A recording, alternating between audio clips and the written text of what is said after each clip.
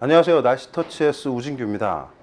지금 현재 제8호 태풍 프란시스코가 우리나라로 접근 중에 있는데요. 이와 관련해서 앞으로 태풍 어떻게 될지 좀 전망을 살펴보도록 하겠습니다. 자, 현재 위성 영상에서 나타나고 있는 태풍의 모습입니다. 지금 일본 남쪽 해상에 태풍의 중심이 보이고요. 이제 앞으로 점차 이동을 하면서 이 규슈 지방을 1차적으로 상륙을 하고요. 그 다음에 점차 우리나라 쪽으로 북쪽으로 이렇게 방향을 틀면서 내일 밤부터 모레 새벽 사이에는 우리나라 남해안 대략적으로 한 여수 부근이 되겠는데요. 이쪽 부근으로 상륙을 할 것으로 예상이 됩니다. 그래서 현재 태풍의 이동 속도는 그 태풍이 아직까지 동진을 하는 경향을 보이고 있는데 시속 약 한 30km 정도로 보이고 있습니다. 굉장히 빠른 속도로 이제 진행을 하고 있고요. 이렇게 태풍이 좀 빠른 이유는 다른 태풍들보다 조금 지금 현재 강도가 조금 약하고 규모도 좀 작기 때문에 이 태풍의 이동 속도가 조금 빠른 그런 경향을 가지고 있다라고 보시면 되겠습니다. 자, 두 번째는 그래서 이러한 그 형태를 바탕으로 우리 지금 기상청에서 발표를 한 이제 태풍 정보인데요.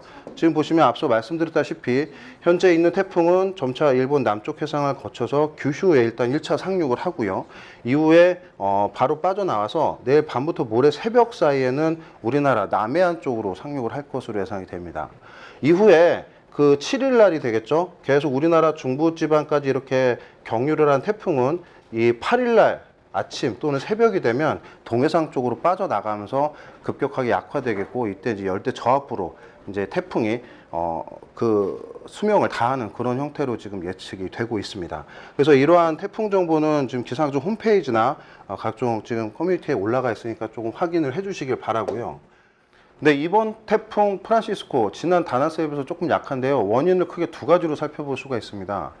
첫 번째는 이 상륙을 하는 횟수가 두 번에 걸쳐서 이루어진다라는 건데요. 오늘 밤부터 내일 새벽 사이 규슈 지방에서 한번 상륙을 하고요. 내일 밤에서 모레 새벽 사이 우리나라 남해안 부근에 2차적으로 상륙을 하면서 두 번의 이 지표와 강한 마찰이 생깁니다. 그래서 태풍이 굉장히 좀 약화될 가능성이 있고요. 두 번째는 해수 온도입니다. 지금 보시는 27도, 26도 부근이 현재 남해상의 수온인데요. 굉장히 낮은 이 영역대를 지나기 때문에 태풍에게 전달되는 수증기 양이 현저하게 줄어들게 됩니다. 그래서 태풍이 굉장히 좀 세력이 약화될 수 있다는 이유가 되겠습니다. 그리고 태풍이 통과하는 지역을 중심으로 이 우측에 수반이 되는 동해안과 남해안을 중심으로는 바람도 굉장히 강할 겁니다. 그래서 시속 100km가 넘는 매우 강한 바람이 예상이 되고요. 그 밖에 강원도와 충청도 그리고 전라도를 중심으로는 시속 70km 이상의 강한 바람이 예상이 됩니다. 이 서울과 이 충청남도는 상대적으로 바람이 조금 약해서 초속 15m, 시속으로 따지면 약 50km 내외의 그런 바람이 좀 예상이 됩니다. 그래서 바람에 대한 주의도 좀 필요하다라고 말씀을 드리겠고요. 그래서 내일부터 모레까지 예상되는 태풍의 좀 시나리오를 살펴보면, 물론 상륙을 하는 거는 내일 밤부터 모레 새벽입니다. 하지만 태풍주의보는 6일날 아침에 이쪽 남해 서부부터 또는 이 동해 남부부터 시작이 돼서요. 점차 이런 식으로 특보가 확대되는 그런 형태로 태풍주의보가 나갈 예정이니까요. 이에 대한 주의보에 대한 시나리오도 참고를 하셔서 앞으로 여러분들 태풍에 대한 대비에 좀 참고를 해주시면 감사하겠습니다. 자, 그러면 여기까지가 이제 태풍에 대한 정보고요. 앞으로 태풍 정보, 그러면 이 예보는 앞으로 어떻게 바뀔지에 대해서 조금 참고를 해주시는 게 좋겠다 싶어서 제가 좀 변동성에 대한 부분을 좀 잠깐 말씀을 드리도록 하겠습니다. 네, 현재 모델에서 예측하고 있는 앙상블 모델입니다. 앙상블은 여러 가지 모델들을 중첩을 시켜서요. 현재 예측하고 있는 경로가 어느 정도의 확률이 있는지를 보여주는 건데, 지금 우리나라 쪽 부근에 있는 이 선들이 보이시죠? 이게 뭐냐면 여러분들이 잘 알고 계시는 북태평양 고기압의 가장 서쪽 경계입니다. 이 파란색으로 나타나는 게 지금 우리가 가장 신뢰할 수 있는 북태평양 고기압의 서쪽 경계인데요. 지금 보시면 다른 멤버들이 보시면 여기 주황색으로 굉장히 좀 서쪽으로 이렇게 나와 있는 영역들이 있습니다.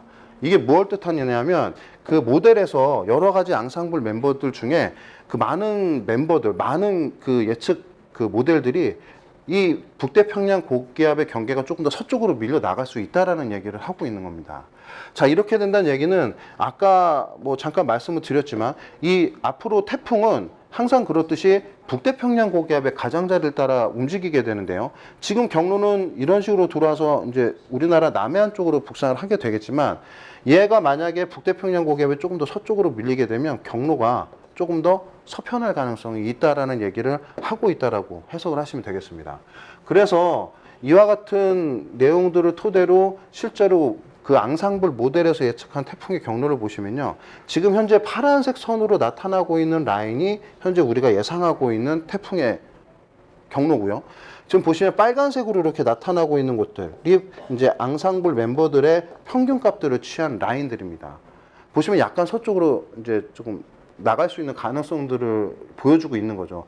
뭐 이렇다고 해서 태풍이 이쪽 서쪽으로 더 밀릴 거다라고 확신을 할 수는 없습니다. 근데 현재의 추세가 지금 나가 있는 예보보다는 만약에 변한다고 하면 조금 더 서쪽으로 편향될 가능성도 있다라는 얘기입니다. 그래서 태풍의 경로가 앞으로 지금 현재 예보에서 조금씩 변해갈 가능성이 있는데, 만약에 변해간다라고 하면 서쪽으로, 그러니까 조금 더 이 우리나라 쪽에서 충청남도나 뭐 경기 남도 쪽으로 조금 경로가 수정이 될 가능성도 있다라는 부분들을 말씀을 드리는 겁니다. 그래서 지금 현재는 태풍의 우측 반원에 속하는 곳들이 이 강원도와 경상도를 중심으로 설정이 되어 있지만, 앞으로 예보가 조금 더 바뀌게 된다라면 우리나라 충청남도 그리고 경기 일부가 포함될 수도 있고, 경우에 따라서는 이 서울 경기도도 안심할 수는 없는 상황이라고 말씀드리겠습니다. 그래서 앞으로 생산되는 태풍 정보를 꼭 더 확인을 하셔서 태풍의 경로가 좀 어떻게 수정이 되는지를 꼭 확인해 주시길 바라겠습니다.